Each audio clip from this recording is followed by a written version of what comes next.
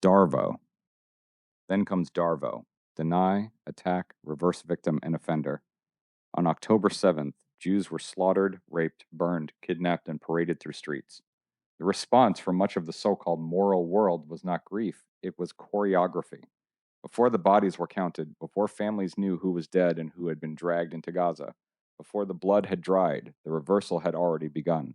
Israel was the aggressor. Jews were the problem. The victims had somehow become the villains by sundown. This is exactly how abusive systems work. The wound is still open, and the abuser says, "Look what you made me do." Hamas invades, murders civilians, hides behind civilians, fires from civilian areas, steals aid, holds hostages, and then the world turns to Israel and says, "Why are you making everyone so uncomfortable?" It is the geopolitical version of someone punching you in the face and then accusing your cheek of being provocative.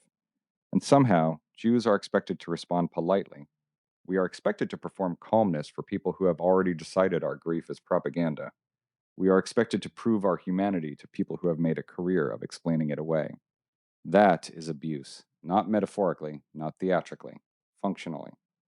There is a special cruelty in demanding that Jews mourn in a way that flatters the people who abandoned us.